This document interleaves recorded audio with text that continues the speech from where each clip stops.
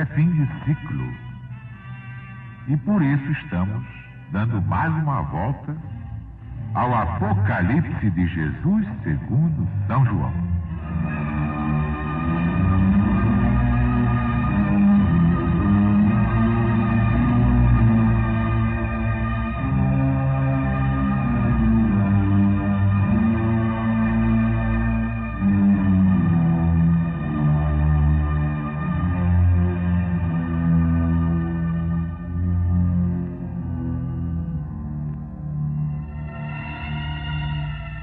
Vi levantar-se do mar uma besta que tinha 7 cabeças e 10 chifres, e sobre os seus chifres 10 diademas, e sobre as suas cabeças nomes de blasfêmia. E esta besta que eu vi era semelhante a um leopardo,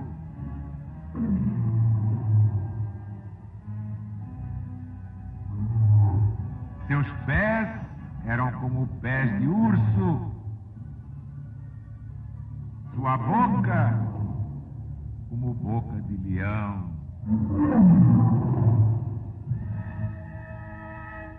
E o dragão lhe deu a sua força e o seu grande poder.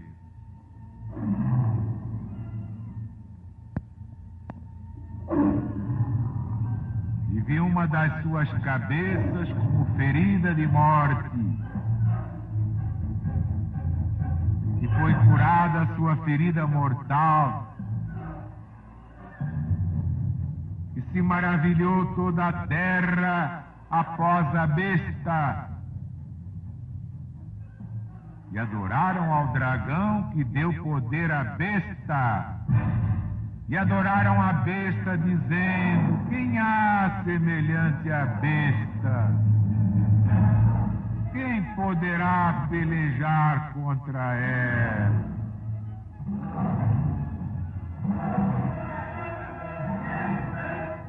E foi dada à besta uma boca que se gloriava com insolência e pronunciava blasfêmia.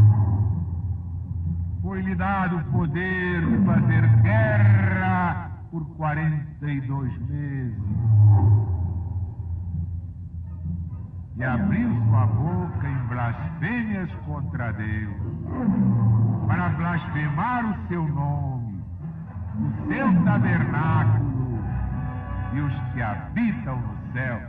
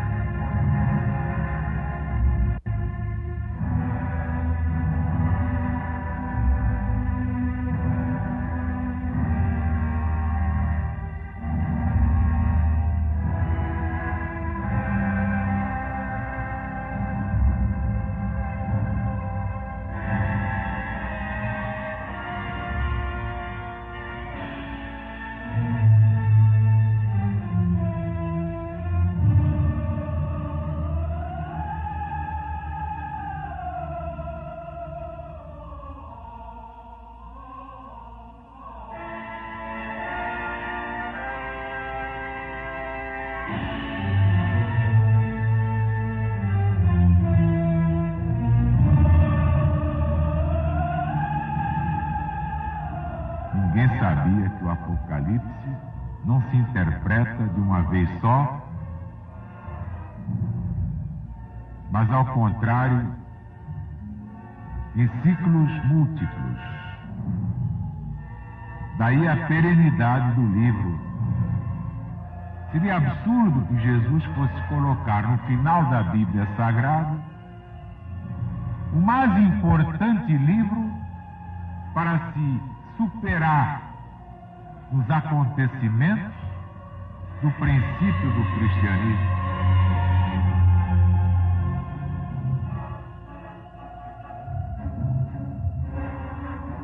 Não. Há vários ciclos.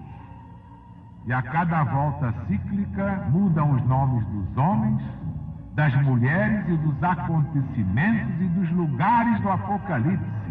Ele é um livro eterno, eterno como o próprio autor, nosso Senhor Jesus Cristo.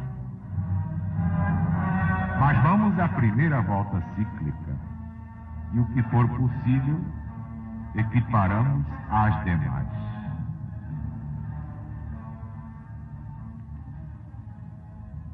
E vi levantar-se do mar uma besta que tinha 7 cabeças e 10 chifres, e sobre os seus chifres 10 diademas, e sobre as suas cabeças nomes de blasfêmia. Na figura de 4 bestas, tinha também o profeta Daniel visto levantarem-se do mar 4 grandes impérios, onde pelo mar se deve entender a agitação das coisas humanas, figuradas pelo mar revolto, sobre o qual sopram todas as ventanias sociais.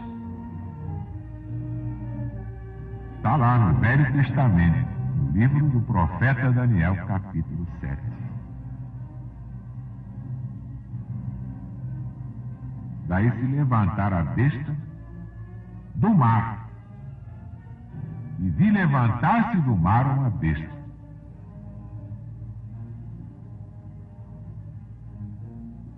Tinha 7 cabeças e 10 chifres.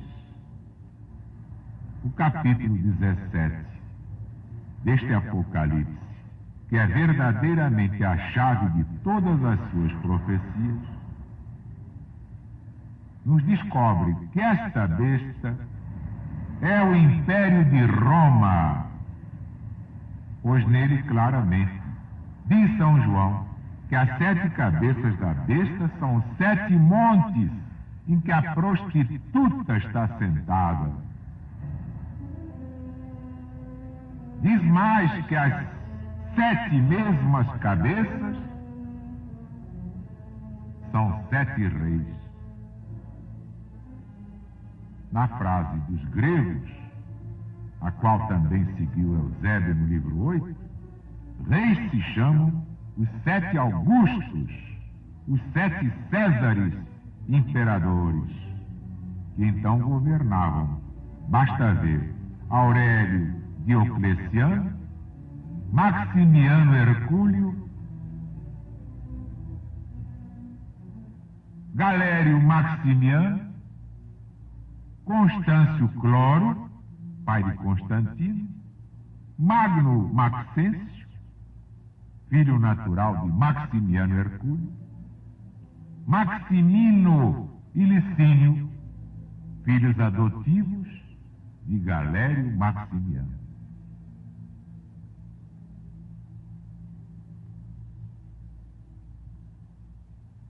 Outro argumento de que esta besta se representa o Império de Roma é que no mesmo capítulo 17 se diz claramente que a prostituta sentada sobre a besta era a grande Babilônia, em que a antiguidade reconheceu Roma no fim da primeira epístola de São Pedro Apóstolo.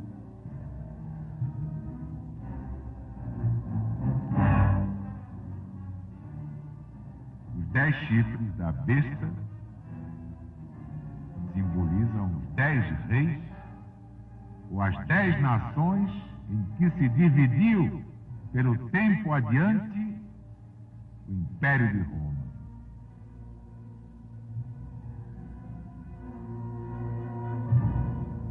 E sobre as suas cabeças, nomes de blasfêmia.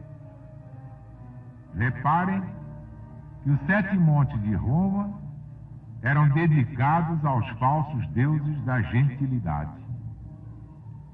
Os 7 imperadores, como gentios que eram, tinham adotado para si mesmos os nomes dos próprios deuses. Diocleciano tomou o nome de Júpiter, chamando-se Jóvio. Maximiano, o de Hércules, chamando-se Hercúleo. O outro Maximiano, o de filho de Marte. E Lactâncio, na sua obra capítulo 50, adverte que os soberbos títulos de Jóvios e de Hercúleos que Diocleciano e Maximiano tinham adotado passaram aos seus sucessores. É muita blasfêmia. E eis aqui os nomes de blasfêmias nas 7 cabeças da besta. Mas isso foi na primeira volta cíclica. E agora, quem é a besta, hein? Era Roma, Império Romano. E agora, qual é a besta, hein? Nós vamos dizer. Era semelhante a um leopardo. A figura do leopardo fazia o corpo da besta. Leopardo é símbolo de inconstância por causa da variedade das cores de que é amalhada a sua pele. Por isso os estudiosos de Daniel lhe aplicam os costumes inconstantes de Alexandre. Mas estes caracteres não convêm aqui menos a Maximiano Hercúleo, de uma inconstância a toda a prova. Larga o império, torna a tomar o império, e desta segunda vez se dá bem, primeiramente com seu filho Maximiano, logo pouco depois, cioso dele, o quer perder. Ora se faz amigo de Galério e logo o quer arruinar. Por último, se une com seu genro Constantino, mas depois se põe contra ele. É o leopardo. Por isso São João forma do leopardo o corpo da besta. Seus pés como pés de urso. Este, meus amigos, é Galério Maximiano, animal vindo do norte, a quem o seu humor selvagem e brutal, inclusive a sua enorme grossura e ainda o seu aspecto carrancudo e feroz, faziam parecer mesmo um urso. E como seu semelhante, observa Lactâncio. Galério gostava muito de ter consigo o próprio animal chamado urso. Eram 2 ursos cordiais. E a sua boca como boca de leão.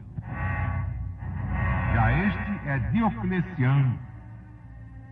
Neste corpo monstruoso, era como a primeira cabeça que logo se apresentava, porque ele era o primeiro imperador que tinha adotado os outros, como é sabido pela história. E o nomear-se ele o último é porque, com efeito, Diocleciano não era o maior inimigo dos cristãos. Galério Maximiano foi quem o incitou e constrangeu a passar aquele cruel edito, como também a renunciar ao Império Romano.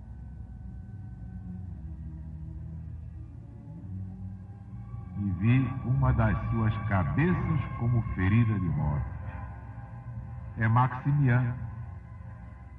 Depois de extintos os 5 primeiros tiranos, foi destruído por Licínio e Constantino, e figurava morto o império da idolatria romana. e foi curada a sua ferida mortal. Daí a 50 anos ressuscitou a besta na pessoa de Juliano Apóstata. E abriu sua boca em blasfêmias contra Deus, para blasfemar o seu nome, o seu tabernáculo e os que habitam no céu. Blasfemava Juliano contra o nome de Deus, chamando Jesus debochadamente de esse Galileu, o Galileu. Blasfemava o seu tabernáculo, porque blasfemava contra os santos do céu, porque dizia: São Pedro, São Paulo, São João, os apóstolos, os mártires, eram os miseráveis, punidos pelas leis, adorados apenas pelos loucos e insensatos.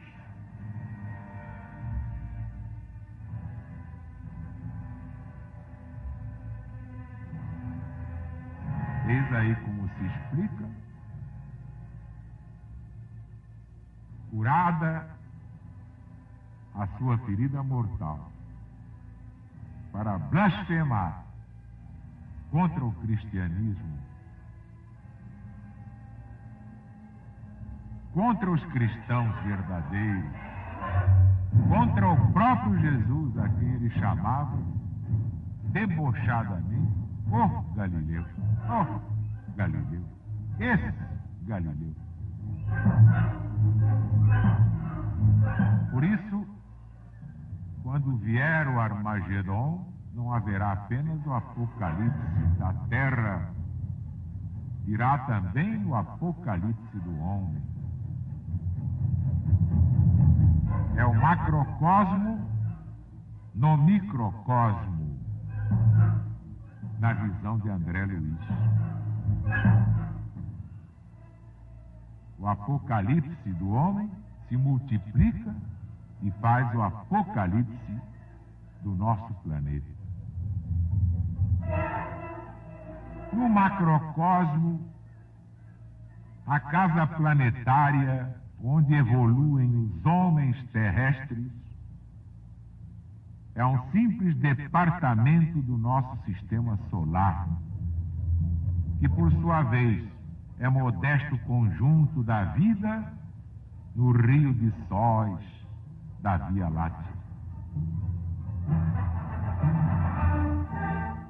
A esfera da crosta, em cálculo aproximado, dista do Sol 150 milhões de quilômetros.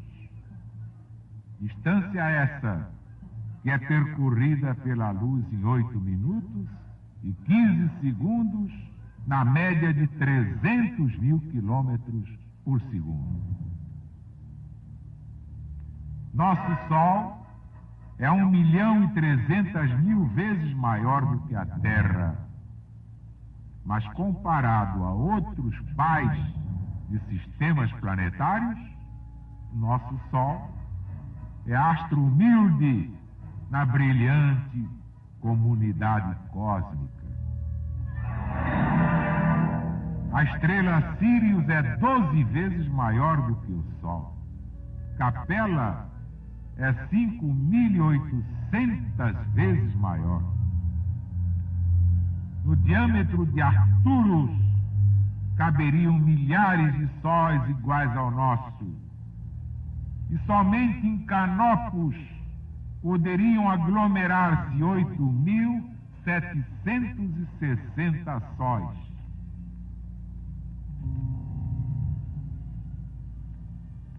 Esses são dados estatísticos suscetíveis de verificação pelo olho humano.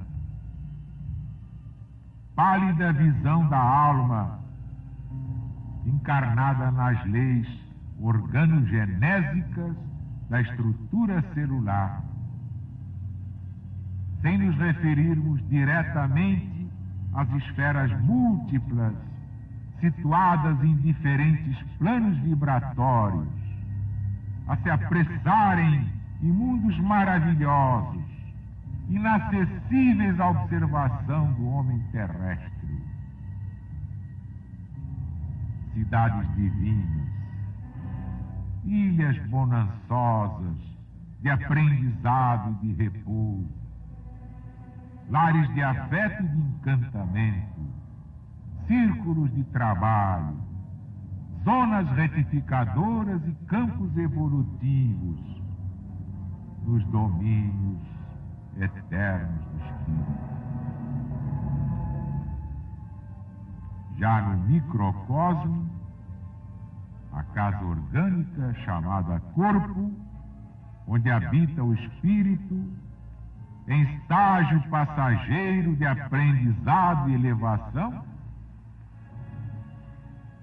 é formada por trilhões de células, obedecendo a diferentes disposições, alimentando-se em parte de carboidratados e proteínas, e quase que exclusivamente de princípios atmosféricos e raios luminosos invisíveis. O corpo humano é senhor de uma cabeça para as instalações mentais, sustentada por uma coluna de 33 vértebras, representada pelo esqueleto, que revela 4 formas diversas de articulações. No ombro, onde os ossos se movem para todos os lados. Nas vértebras, em que se movimentam apenas em 2 sentidos. Nos dedos, onde agem numa direção única. E nos cotovelos, nos quais se movimentam em torno do seu eixo, à maneira de chave. A habitação carnal da alma se caracteriza por 3 andares distintos: crânio, tórax e abdômen. Para edificá-la tecnicamente, constaria a construção de 33 elementos básicos, com 150 articulações e 1000 ligamentos diversos. A fim de mover os múltiplos serviços celulares, a casa orgânica precisa de um motor eletrônico e é o coração. Motor vigoroso, colocado entre grandes artérias, habilitado a suportar a pressão de 20 atmosferas. A casa orgânica é mantida em sua expressão física pela corrente sanguínea, efetuada em 2 percursos: coração, cérebro, coração, e coração, pé, coração, gastando-se 8 e 18 segundos, respectivamente, em cada um dos percursos referidos.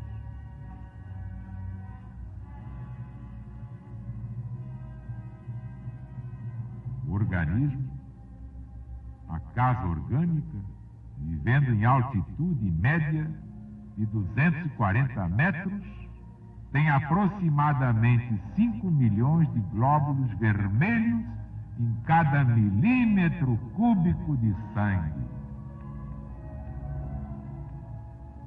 A moradia da alma precisa dos pulmões para a constante regeneração das células sanguíneas, ligados ao oxigênio atmosférico por um tubo de cerca de 15 centímetros, constituído pela cavidade nasal, sendo que a máquina física respira 20 mil litros de ar diariamente.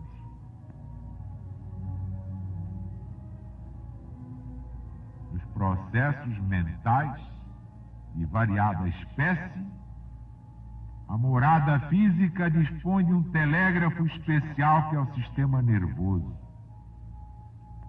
a mais perfeita rede de comunicações em toda a superfície planetária deste planeta.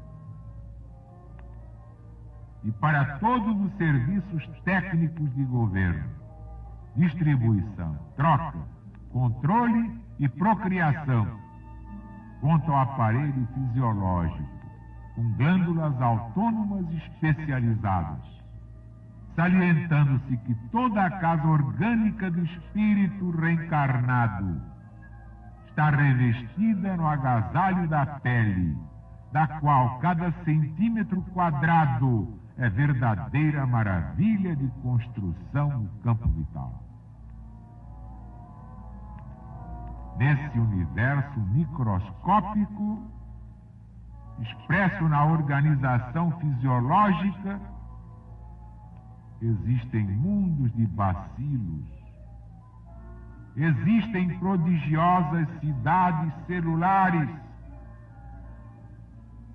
círculos educativos de seres infinitesimais, centros de preparação e evolução de infusórios, subordinados à direção do homem, filho inteligente de Deus. Deste pequenino agrupamento de dados informativos, apresentamos pálida síntese de vastos conhecimentos que a ciência humana já conseguiu catalogar.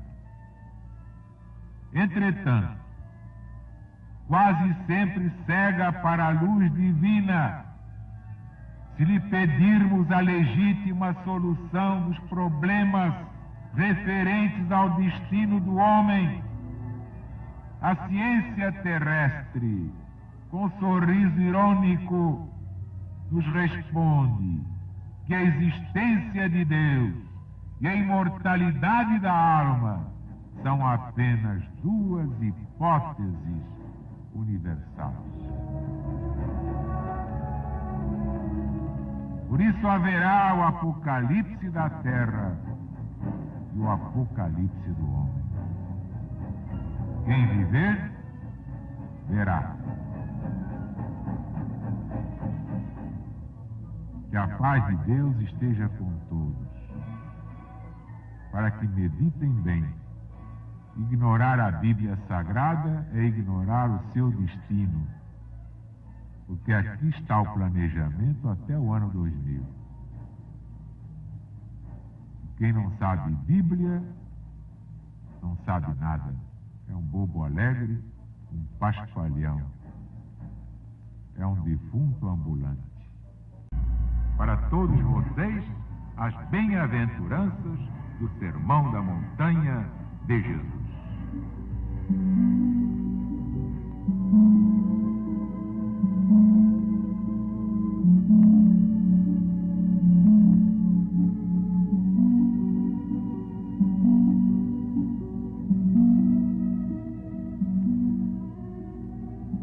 Jesus, vendo a multidão, subiu ao monte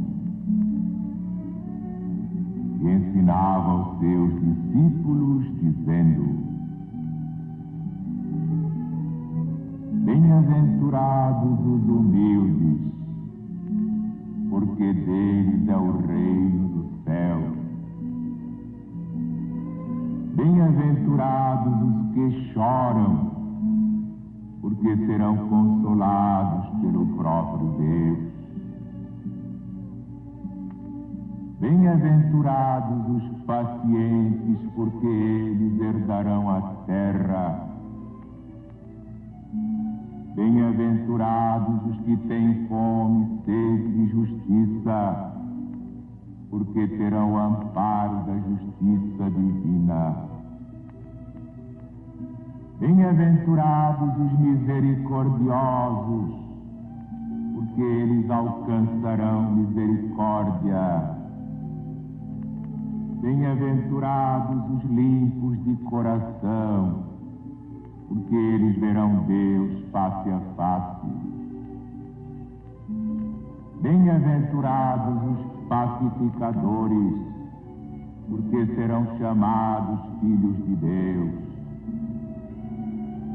Bem-aventurados os que são perseguidos por causa da verdade, porque deles é o reino do céu.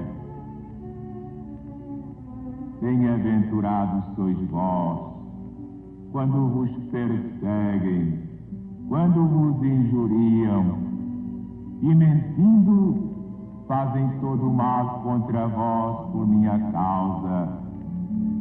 Exultai e alegrai-vos, porque é grande o vosso galardão no céu.